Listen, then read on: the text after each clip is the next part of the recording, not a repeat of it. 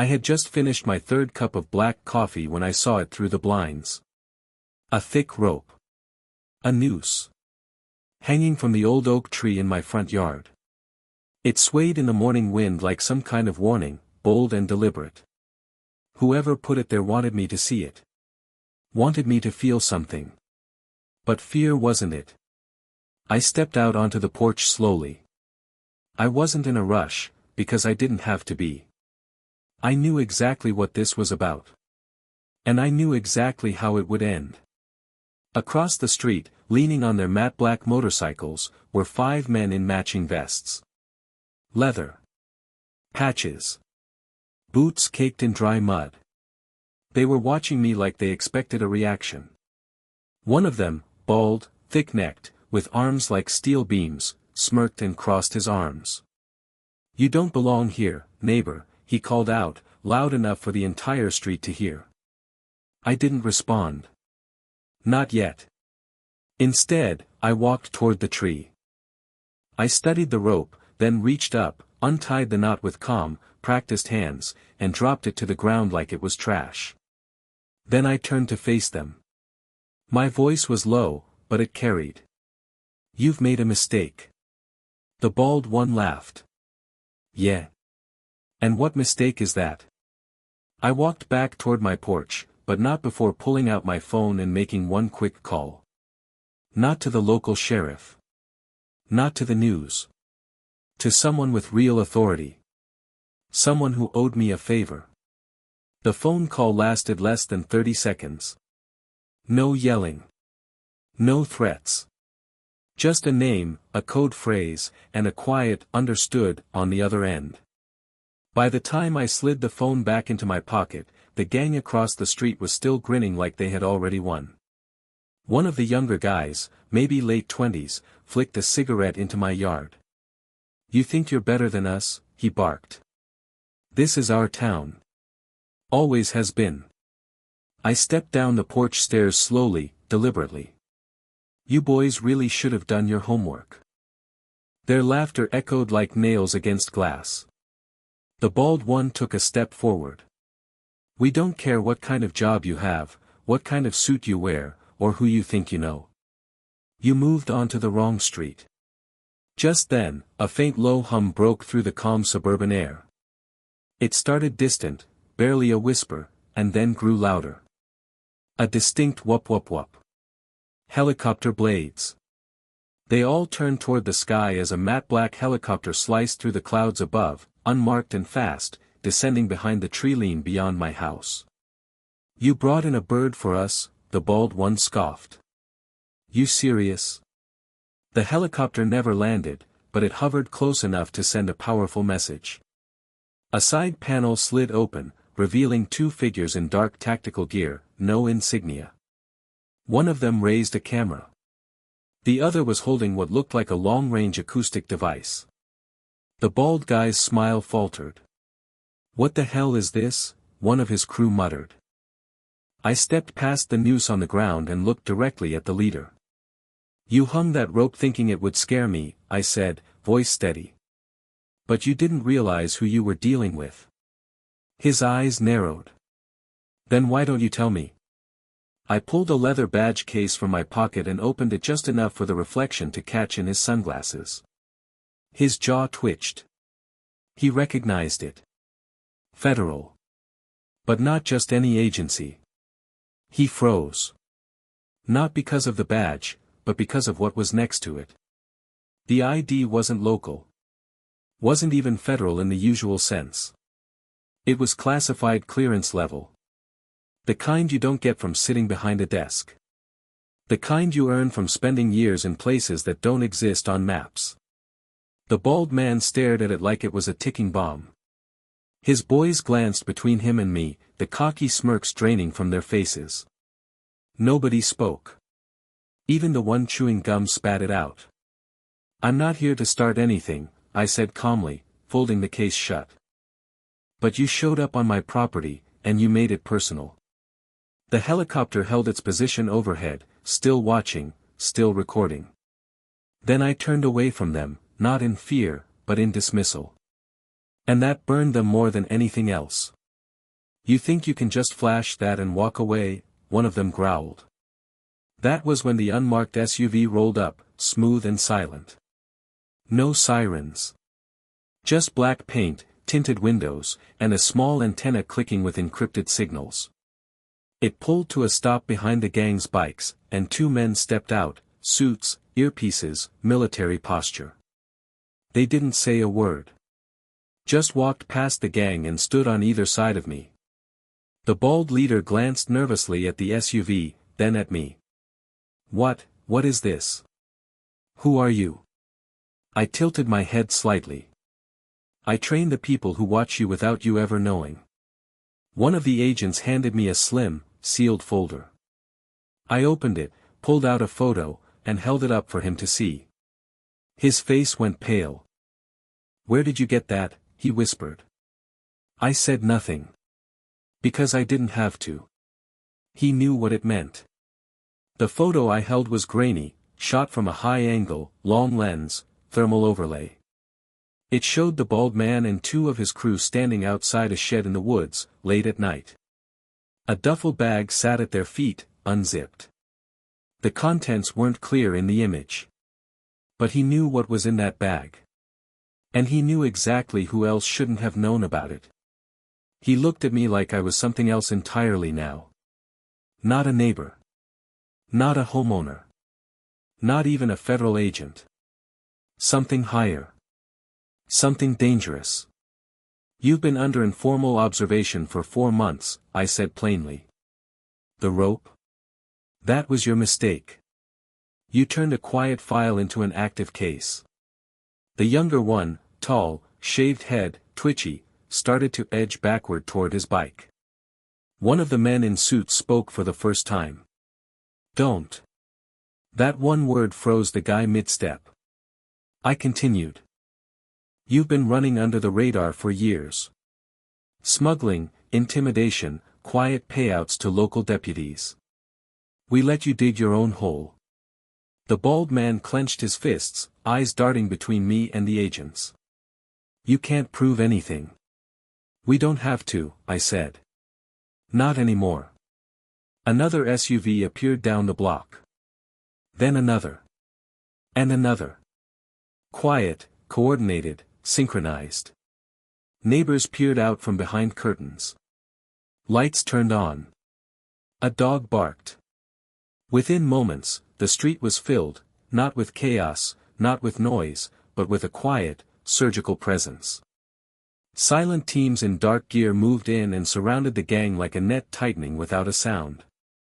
The leader dropped his eyes to the ground. What now? He asked bitterly. I stepped forward, calm as ever. Now. You get to regret every decision that brought you to my tree. The agents moved fast. No shouting, no chaos. Just firm commands and precision. Zip ties. Gloves. Evidence bags. By the time the last of the crew was cuffed and their phones secured, the bald leader was the only one still standing free. 2 agents flanked him, waiting. I walked up slowly and stopped just inches from him. You came here thinking I was an easy target, I said. Thought I'd fold. Thought the rope would rattle me. He looked away, jaw locked, eyes burning with humiliation. I leaned closer. But you didn't check the records on this house, did you? He didn't respond. This land's been in my family since 1948. My grandfather built this house with his own hands after returning from war. You think I'd give it up to men who can't even Google who they're messing with? Still nothing. I straightened and gave a nod to the agents. One of them spoke into his radio. Package 4 is ready. Within seconds, another vehicle pulled up. This one wasn't government issue. It was civilian, a silver pickup with a cracked windshield and dust on the tires. From the driver's seat stepped an older man in flannel and jeans, clipboard in hand. Local code enforcement. The bald leader's head shot up. What's this? Remember that little backwoods property you've been hiding stuff in? I asked casually. Turns out it violates about 15 environmental codes. The man in flannel grinned as he approached. And we've already started digging. Looks like someone's been dumping more than just trash back there. The bald leader's face twisted into something between rage and despair. I took one step back, watching as the agents finally cuffed him and began walking him toward the van. Before he stepped in, he turned his head and barked, "You're gonna regret this." I smiled faintly. "You already do." The van door slammed shut. And just like that, the street was quiet again. The last SUV pulled away, taillights fading into the quiet street. I stood alone in the front yard, beside the fallen Noose. It lay limp on the grass now, stripped of meaning, stripped of threat. Just rope. The neighbors had come out slowly once the vehicles cleared. A few offered tight nods. Some just stared. No one said much. Didn't matter. They'd seen enough. I picked up the rope, walked it to the garbage bin, and dropped it in without a second glance. It landed with a hollow thump. Then I turned and walked back inside my home, my house, on my land, where the walls carried the stories of generations who knew how to stand their ground without lifting a weapon. Inside, the air was still. Warm. I poured myself another cup of coffee. As I looked out the window, I thought about how close those men had come to learning the truth the hard way. How one decision, made from arrogance, had unraveled everything they'd built in the shadows. And how sometimes, the most dangerous man on the street, is the one who doesn't need to raise his voice. I sipped the coffee. Bitterness, heat, strength. Just the way I like it. Let them hang symbols in trees. I deal in outcomes. It didn't take long for the news to spread. Not through headlines, not the kind you see on cable networks. No, this ran through quieter channels. Legal circles. Tactical networks. Interagency whispers. The message was simple: don't test the quiet ones. Especially not him. 3 days after the incident, I got a knock at the door. Not law enforcement. Not neighbors. It was a woman in her 50s. Wore a pressed blazer, had a folder in one hand and a calm, focused look in her eyes. "Mr. Garrett?" she asked. I nodded. She handed me the folder. Inside were transcripts, logs, photos, everything from the operation. Not redacted. Not edited. Full access. A courtesy I rarely received. "Internal Affairs has completed their review," she said. "All local law enforcement contacts compromised by that crew have been suspended pending formal investigation. 3 resigned last night." I didn't flinch. I'd already figured as much. She paused. "There's something else." She reached into her coat pocket and handed me a single item, the gang leader's vest patch. Removed, scorched slightly at the edges. "We found this in the shed behind their compound," she said. "Thought you might want to keep it." I stared at it for a moment. Then I walked to the fireplace, tossed the patch into the flames, and shut the grate. The woman didn't ask why. She already knew. Outside, the wind rustled through the oak tree, now bare, silent, just a tree again. I watched it sway, then turned back to the woman. "We done?" I asked. She smiled faintly. "For now. But when we need you again, you know how to reach me." She nodded, stepped off the porch, and disappeared down the walk. And I was left alone again. Not in fear. In control. The week passed quietly, but silence, in my world, never meant peace. On the 7th night, just after sunset, I stood in my backyard with a shovel in my hand. Not to bury anything, just to dig something up. About 4 feet down, the steel container was right where I'd left it 6 years ago. Airtight. Cold to the touch. I pulled it free and brought it to the old workbench in my shed. Inside were 5 items, a sealed USB drive, a worn-out black notebook filled with field intel, a burner phone, a folded American flag with a cryptic note tucked beneath it, and a challenge coin, heavy, custom-etched, with one word across the center, resolve. I stared at the coin for a long moment, remembering who gave it to me. What it meant. Why I'd buried it in the first place. Then the burner phone buzzed. No number. Just one word on the screen, clear. That meant the last traces of the gang's influence had been wiped. Their bank accounts frozen. Their local contacts rolled. Their records scrubbed clean, and refiled under sealed prosecution dockets. Total shutdown. Final sweep. I dropped the phone back into the container, closed the lid, and sealed it again. I wasn't going back to the agency. That chapter was done. But they knew, and I knew, if anything like this ever happened again, the outcome would be faster. Sharper. Unforgiving. That news hadn't just triggered an investigation. It had reawakened a part of me I thought I'd buried. The quiet man on the street. He didn't just survive the warning. He answered it, with finality. True peace isn't the absence of threat. It's the presence of readiness. A month after the rope incident, I got a letter in the mail. No return address. Thick envelope. Heavy stock paper. Inside, a handwritten note on agency-grade stationery. The kind reserved for only the highest-level internal correspondence. It read, "Some men survive storms. Others are the storm. What you did wasn't just handled. It was a message. Your neighborhood's quiet now, but word's gotten out. If you're ever ready to step back in, the door isn't just open. It's waiting." Beneath the note was a second item. A new challenge coin. Freshly minted. This one heavier. Sharper edges. On one side, the symbol of an eagle perched above a broken chain. On the other, a phrase engraved in steel. Threat met. Threat neutralized. I turned the coin over in my palm, then looked out the window toward the oak tree. Birds nested in its limbs now. Kids from the neighborhood rode bikes near the curb again. The fear was gone. The tree wasn't a warning anymore. It was just part of the yard.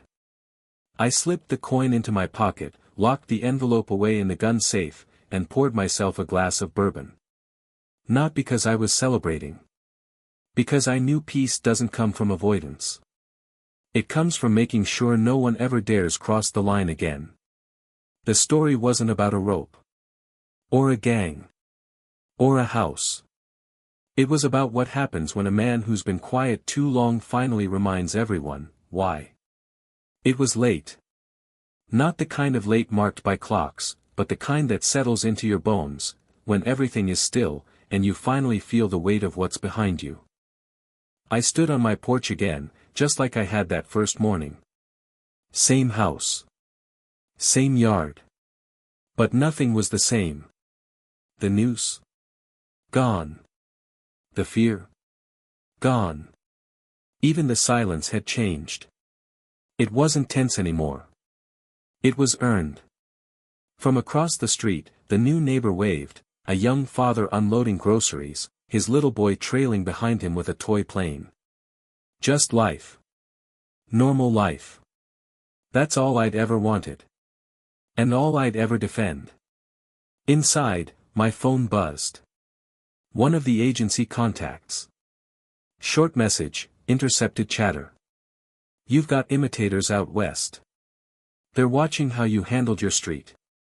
I stared at it, then turned the phone face down. Let them watch. Let them learn. This place. My line. And now everyone knew, if you try to cross it. You don't just face a man. You face consequence. Swift. Exact. Final. I stepped back inside, closed the door, and locked it, not out of fear, but because some thresholds aren't meant to be tested twice. And those who forget that don't get to forget much else.